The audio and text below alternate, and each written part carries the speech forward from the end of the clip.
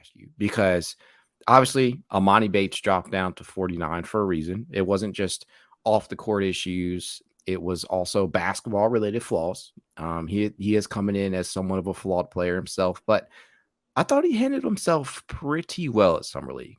During that first game, I think he took 18 shots, if I'm not mistaken. I think he was 5 of 18 in that first game. And you saw like the shot creation, it was definitely there. The ability to knock down a catch and shoot triple, that was there.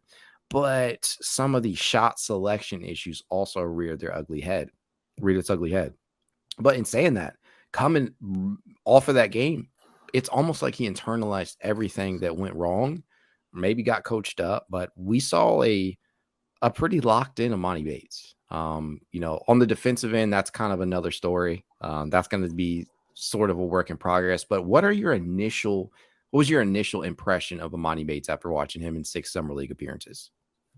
I definitely was impressed with his ability to become more contained, I feel like, as the games went along. Game 1 was horrifying, to say the least.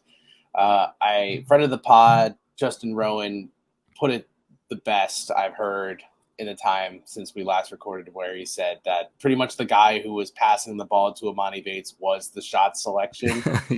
Because the minute it touched his fingertips, that ball was getting shot. It didn't, no matter where he was on the court. It was no hesitation, no conscience whatsoever. And it was honestly horrifying. I was like, oh, dear God. What are the Cavaliers? I was like, what did the Cavs get themselves into? Because that is not at all going to work with the team that the Cavs currently have constructed.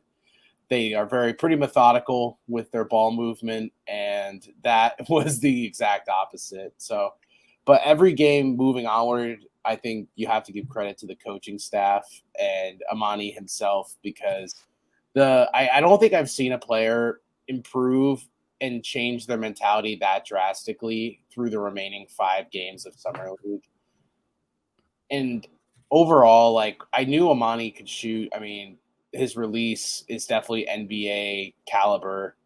The form is there. It's quick. It's a catch and shoot in the making, but there was other things with Bates that were the flags as to why he might not see the court. It seemed like he was a little tunnel vision-esque with the ball. His defense was a huge question mark. He's not necessarily the most athletic guy that you would hope at that size. He doesn't really like to get to the cup at all. If he sees a guy bigger than him in front of him, it's pretty rare he's going to put his shoulder down and try to at least get the foul. Mm-hmm. I feel like as the games went along, you were seeing more backdoor cuts, more defensive effort. He was moving in rotations well. He was doing unselfish plays. He was looking for the open guy, not even necessarily the assist, but the hockey assist, the pass to the assist. So overall, I thought Emoni was really good. That being said, I think there's a lot of discourse out there of how, based on Summer League, he could already be on the 15-man roster. I still feel like a 2-way is probably the best route for him to go. Not only because everyone's going to say he needs to still like learn an NBA style offense, because it's 11 days in Summer League. Let's pump the brakes. The playbook wasn't fully like unloaded onto him. You get trickles of it, and it just benefits players who are already in the system because they don't need to learn on the fly. But what reps with the charge, along with the minutes he'll get with the charge, because we all know JB Bickerstaff would not give Emoni Bates that big of a chunk of minutes if they converted his contract. He has a very short leash for players who defensively struggle, aka in memoriam Jetty Osman. And Bates is a much worse defender than Jetty is, even though Jetty was not by any means a good defender. Bates still has a lot to learn, and getting thrust into an NBA style offense as a defender, that would just be a disaster. I think he just needs more time in the oven, and I think within the next few years he easily could be an NBA rotational player, maybe a starter, but that's like the ceiling for Bates. But I don't think it's a bad thing to say that he isn't going to be an NBA player this year. Emoni Bates took 82 total shots over that 6-game stretch. And Corey, the crazy thing about it is that over half of them, precisely 45, were triples, if that tells you anything. This man in 6 games took 45 triples. And I think 15 of them were in game one. Sheesh. I mean, this motherfucker, he took, I mean, anytime you put it the correct way, anytime he got the ball, he was a threat to just let it fly. And I mean, I can't lie. I mean, he went 18 of 45. So he did convert over 40% of these shots. And some of them were pretty damn impressive. I'm not going to lie. Like the shot selection still probably going to creep its, creep its head up sometimes. But for the most part, I did like what I saw in that regard. Like his ability to rise up over a defender and knock down a triple is phenomenal. That's one of those skills I feel like can carry over to any level of the game. Shooting, in my opinion, can carry. And, that's kind of consistent with another guy that we're going to talk about here in a little bit. But that 3 ball is live. There are other concerns, though. Like, it is a little bit alarming that we did not see him average at least 3 assists, at least 2 to 3 assists, with how much he had the ball in his hands. I don't necessarily know if that's a knock against him, though. I feel like the way that the Cavs were running their summer league offense, it seemed like the movement was primarily through the guards and Isaiah Mobley and Travers. I think were like their 4 main ball handlers. I don't think they really gave Bates many situations in which he was expected to look for anything else than his shot unless it was there. I think most of his assists were honestly in transition, or if he was cutting to the basket and then kicking it back out when a bigger defender stepped up. So I wouldn't knock Bates for that.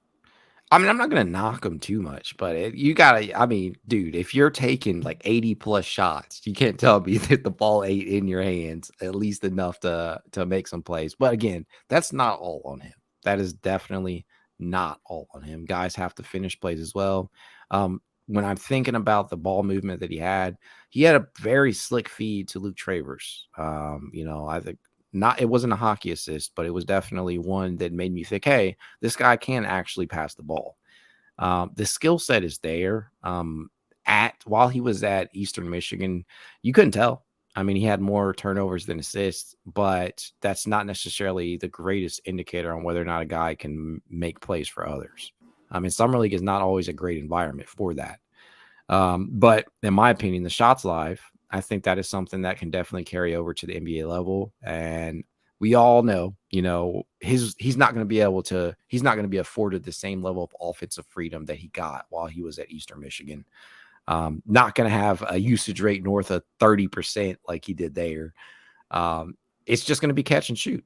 If he's able to get on the court at any point during his rookie season, it's going to be based off the fact of his ability to knock down the 3 ball.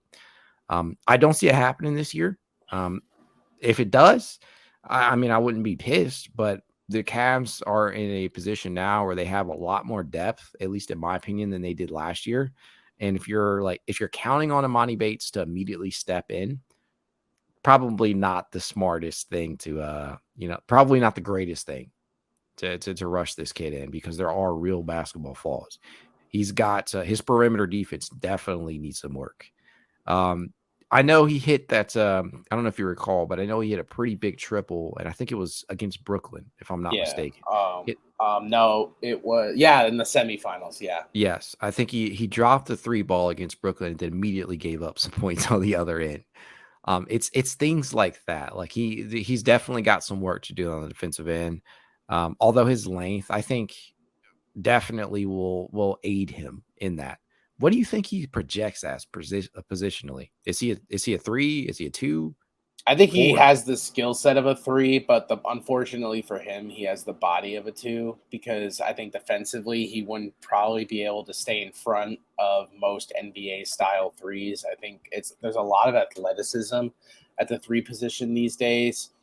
I would say if he was guarding players like Duncan Robinson, I wouldn't be too concerned. But unfortunately, not everyone is just hunting the perimeter and then cutting occasionally.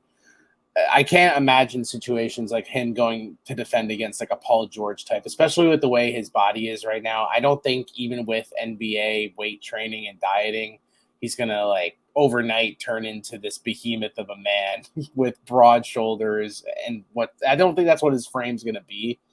But I do think he does his NBA skill set isn't also just relegated to catch and shoot. I think you saw in Summer League, he definitely displays some version of a handle to allow him to create separation. So he could be an ISO scorer as well. Unfortunately for defenses, of that threat of him not also willing to kick it out isn't there. They're just gonna they're not gonna they'll send multiple defenders at him at once just to throw him off because they know he's not gonna like immediately read the defender double teaming.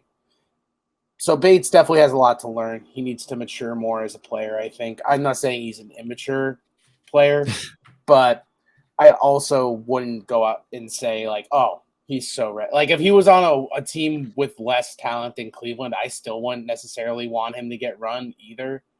Like if he was on a Dame Lillard less Portland, I still wouldn't prefer him to be in that environment. I think he needs coaches like on him all the time without the consequence of like the day-to-day of being an NBA player where if he has a bad game, people are going to talk about it because he is high profile enough to where every Summer League broadcast, like no matter how well everyone else was playing, the talk was about Emoni Bates. I mean, he was the number one player in high school at one point. He was a Sports Illustrated cover athlete. Like people are going to follow him wherever. And if his career notably starts out bad in the NBA, I feel like that's something that could really like just ruin like the trajectory of what he could possibly be as a player. Do you think he would have went in the first round if he didn't have the off the court issues? I think it was a combination of off the court and just college didn't really work out well for him. I partly blame Memphis for that, along with how his off the court stuff went.